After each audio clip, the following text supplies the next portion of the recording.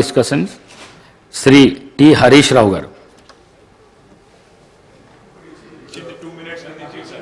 ఇది ఇచ్చి 2 నిమిషాలు కూడా కాదు కదా అధ్యక్ష.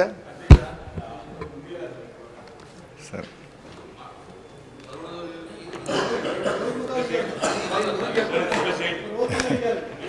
అధ్యక్ష, ఇప్పుడు గౌరవ ఉప ముఖ్యమంత్రి గారు బట్టి విక్రమార్క గారు 42 పేజీల బుక్ను మాకు ఇచ్చి 4 నిమిషాలు కాలేదు.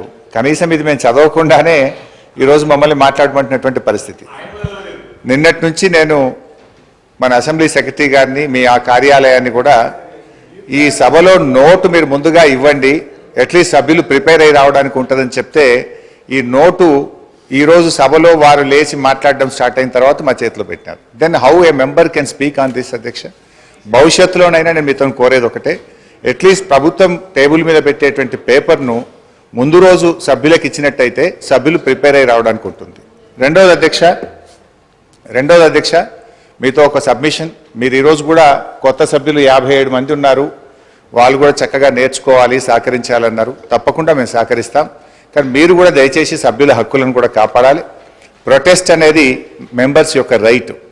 ప్రభుత్వం ఇచ్చిన సమాధానంతో సభ్యులు సంతృప్తి పడినప్పుడు ప్రొటెస్ట్ చెప్పే హక్కు సభ్యులకు తప్పకుండా ఉంటుంది.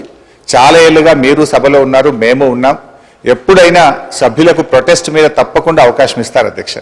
కానీ మొన్న మీరు దురదృష్టవశాత్తు ఇవ్వలేకపోయినారు. భవిష్యత్తులోనైనా సభ్యుల హక్కులు కాపాడాలని, సభను మరింత హుందాగా నడపాలని, దానికి మా పూర్తి సహకారం అందిస్తామని కూడా మీ ద్వారా తెలియజేస్తాం అధ్యక్ష. ఇకపోతే సబ్జెక్టులోకి పోతే ఈరోజు మాట్లాడతారా? నాకు